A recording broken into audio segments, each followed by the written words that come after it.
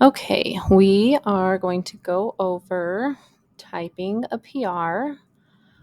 We are going to start. I work from the title work queue, which can be found here in the work queue tab under work queues, the very bottom one, title work queue will bring up this page, and each office can filter. I have mine filtered to just show the Utah files. Idaho and Wyoming can do the same for the offices they work in. And then I'm going to pick the file that I'm working on. I'm working on this one right now. And when you click on it from the title work queue, it brings you right up to the commitment dashboard, which is where we're going to type the PR at. And I just go through it in order. You can make sure the property address is correct here. That'll pull over from order entry. Entitled contacts, if you hit edit contact, you can add in your personal information, and I have not done it on the local side yet, so this isn't saved in here, but once you type it in the first time, it will pop up that little box and you can just select it. You don't have to retype it every time.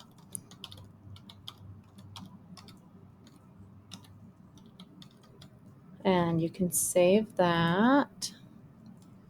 And then down here in distribution, this is also pulls from order entry. It will have the buyers and sellers and their agents, all that information, lenders, split, that type of stuff's here.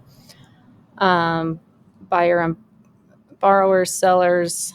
This information also just pulls from order entry. This is how you can change a borrower or seller name.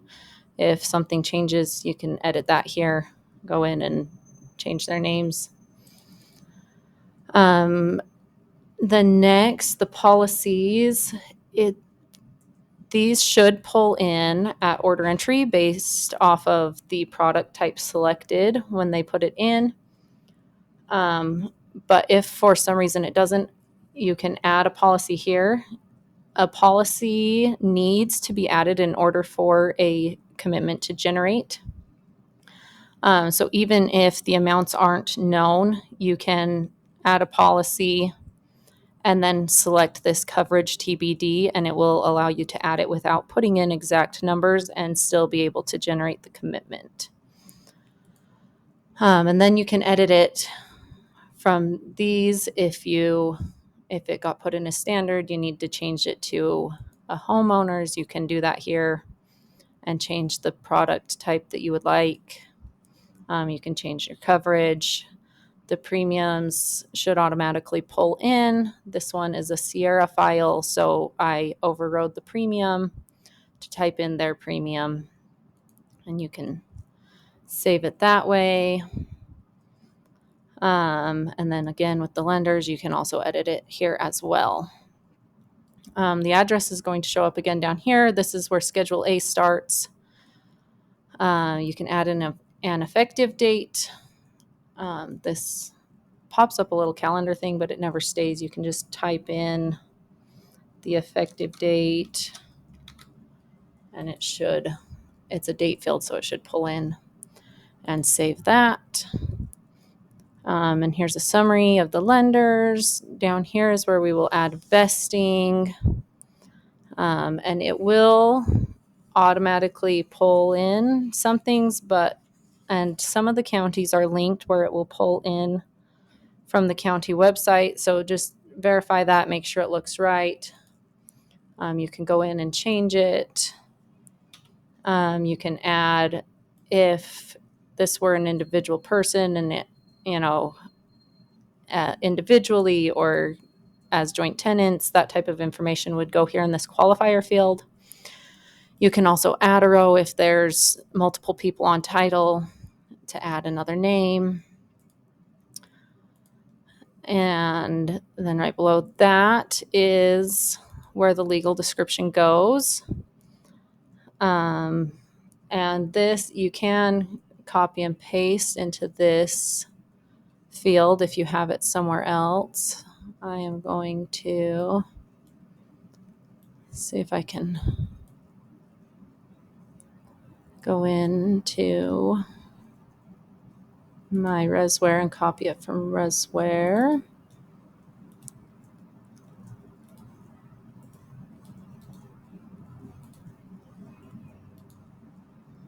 And so you can copy and paste into there. With this one, we are only on lot 136, so I'm going to delete out of my extra information. And then my legal will be in there.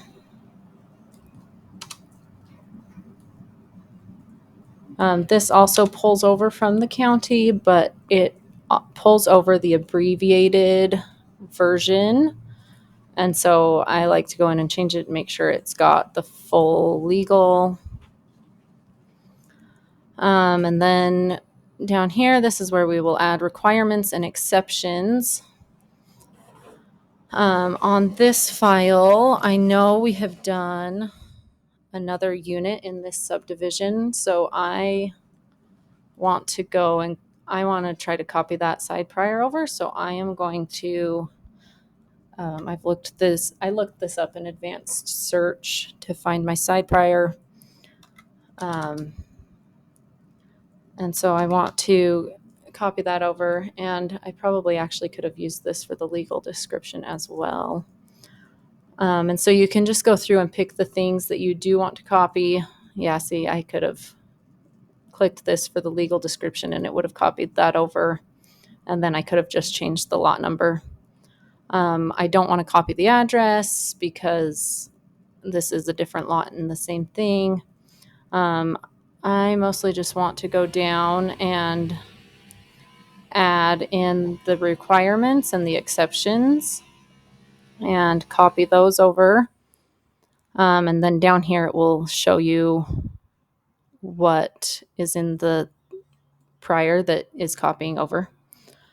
So I've got my requirements and exceptions selected, and I'm going to click copy.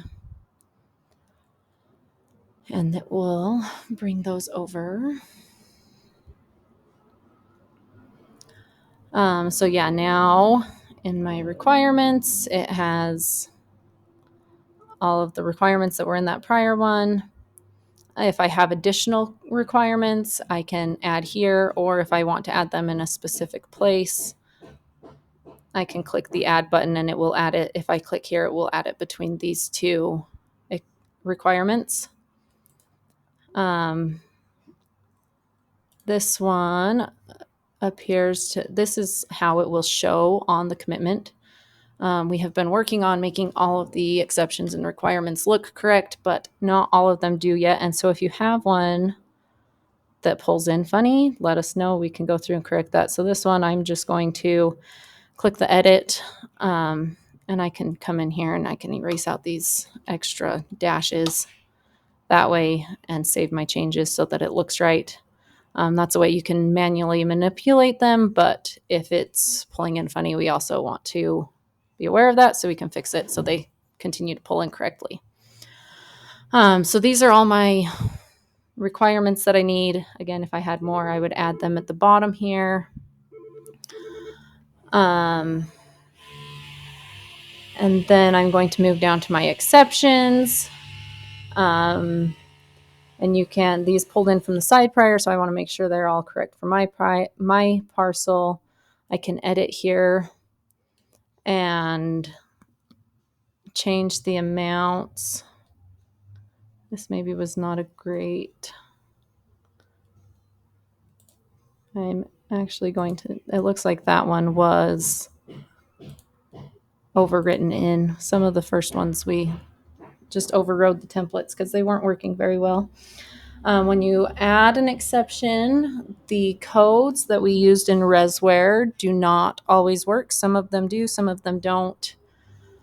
So knowing the names helps to filter.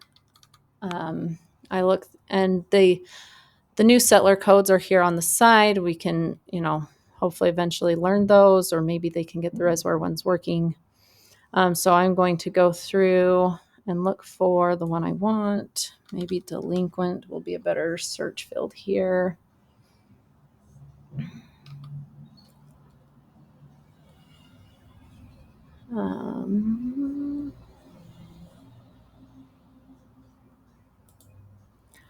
And so my delinquent taxes I'll add in, and I want to add in the principal amount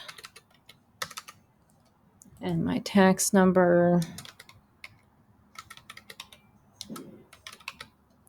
And then you can click save and add another, and that will bring up another. You can just go straight into adding another exception, or save and close would just bring it back to this page. So I'll go through and make sure the rest of these are correct. These red circles mean that settler has detected that it's like an entry number, and the hyperlinking, I believe, is supposed to somehow work with that, but it is not functioning yet. So you can just ignore the red circles for now. And these are all correct exceptions. And even the deed of trust is correct because it's a loan for the whole subdivision. And so all of my things are correct here. Again, if you need to add, it looks like this one has a funny little thing here, so I'm going to go in and edit this one and take out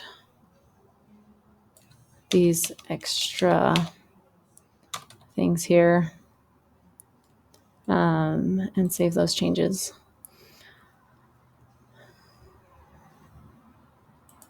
That didn't quite look right still. I'm not sure why it's not putting that sentence as another paragraph still. And then down here in informational notes is where we will be adding our chain of title. And so there's just one option. If you type in chain of title, it will have you add the information for your deed. And then if there isn't a document to add, you can hit save and edit and delete out all the fields and type none so that it says none on the final page. And all of this, it has to type in manually.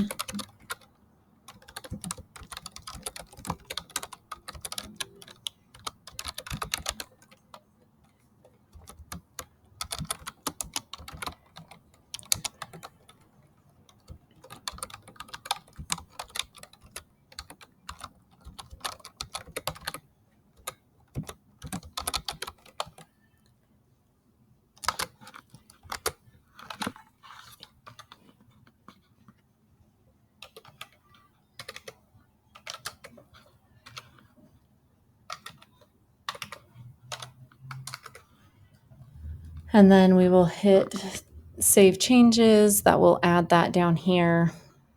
One more note I thought of on the exceptions.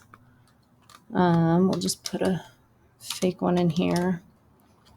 As you're filling in these fields, again, we've tried to change them to be correct. If you come across one that's not, let us know. We can fix it.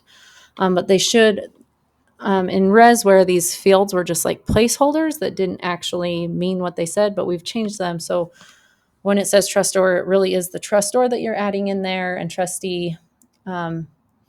However, there are sometimes extra fields like these here that we haven't been able to delete from the exceptions. So just fill in book and page is generally the last one. In Idaho, we've ended at the instrument number on the Idaho specific exceptions.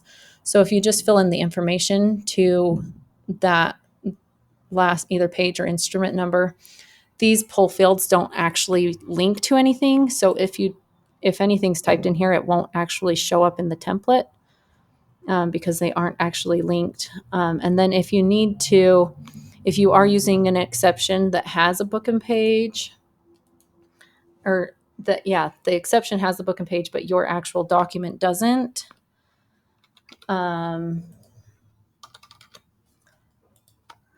then you can go in and delete it by clicking save and edit. And so those fields that I typed in, it will pull up here. And then if you don't have a book and page, you can just go in and delete it, and then save your changes. And then when it actually shows up, it won't have that extra field on there.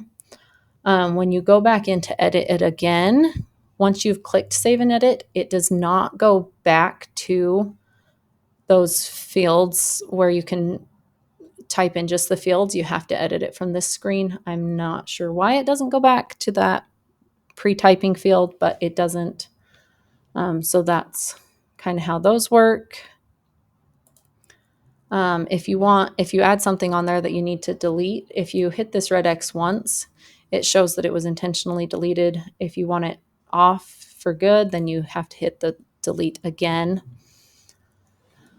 And so then once you've got everything typed in here, you can preview your commitment, and it will show you what it will look like. This is the total commitment. And so we can go down our Schedule A, our policies are here. Vesting, address is here. Our legal description, here's our requirements. And then here are all of the exceptions. The spacing on these is not like it was in Resware. That is hopefully something we will be able to get changed at some point, but at this point, we don't know how to do that. And so, you can look through, make sure everything is on there that you need. On this last page, the judgments will pull in here from the information from buyers and sellers. If you need to add another name here, I'm actually not sure how to do that. So it just pulls in the buyers and sellers, and then that chain of title pulls in down here. And so, once you look through it, make sure everything looks good. You can go back to your commitment dashboard and click send and deliver. And then select the people that you want it sent to. We send it to our escrow team so they can send it out.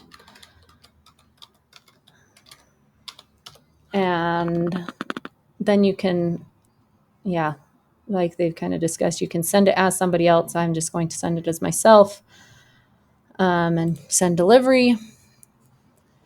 And it will show that it has been sent. Once you have clicked this send and deliver, it will take it out of the work queue. So now if I go back to my work queue, that file has disappeared because I have sent it out. And so that's how we can clear them from the work queue.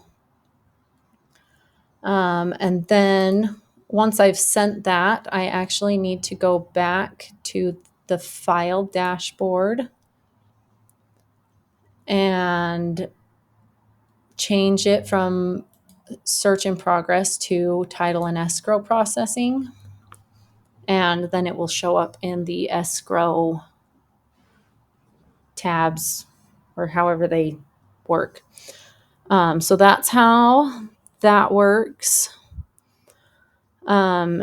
If somebody, if they, get a new buyer or something, and if there's a title update that needs to happen, the escrow team can go to this order dashboard, and there is a create title request at the bottom right of this order details. If you click on that, You can add a request for title to update a file. It gives a few pre-selected things here. You need a new effective date or new lender, new buyer borrower, or just other here. So we're going to pretend we got a new buyer here. And then you can type in your specific info.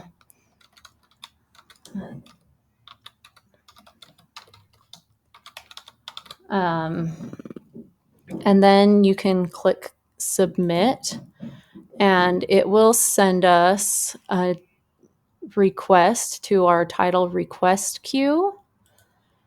And we can see that here. This will not work until there is a commitment already created. So if you have changed something before we have created the commitment,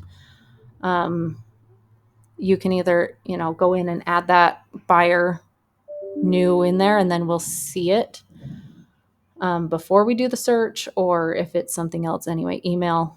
So yeah, you can't create a title request until there is already a commitment in the file. But so you can go to the title request queue. So to clear these out, to complete them, you'll click on the file number, and it will come up to on the commitment dashboard. There's a title request section. And it says, a new buyer and borrower was added. And so I can go in and whatever this says, I can, if I need to update the effective date, whatever the request says, go in and make those changes. And so, yeah, I could, for this buyer, I could go down to my parties and I could add a buyer here and put their name in, check my judgments, make sure everything's good. And then once I have added or changed this, if something on the commitment has changed, then I need to click this store and revise commitment. And it will bring up this field that says, do you want to revise it? You click yes. And then it will bring up another screen that has you type in why it was changed, and what changes were made. And then you can click save from that screen, and it will put a new, I don't want to save this. This is the field that, so yeah, this is the reason I changed it. I don't actually want to do that. And then that will, on the documents tab, that will be there. So that's how you store it. And then once you've stored it, you can go back to this request and click resolve request, and okay, and that will take it back out of the title request queue. If I refresh, it will be gone. It does not yet, to my knowledge, Settler does not notify anyone once you have completed that. And so I would then go back and email whoever made that request and let them know that it has been corrected and there is a new report in the file. And so that, let's see, here's our commitment right here. To bring exceptions or any other documents into the file, I've already saved these. These are some of my exceptions that I didn't have. I just saved them to my desktop and then drag them over. And these ones are all exceptions. So I will change the document type on each of these. And click upload, and that will put them into the file. Another thing that is kind of handy when I'm prepping to do my search and I need the documents that I need, at order entry, they've put in the abstract and the vesting deed, and the tax information, and you can go through and click each of these things and then print selected. and it will combine all those docs together so that you can, and then you can just print it from there rather than having to go pull them. So that's kind of handy. You can just print all of those documents that way.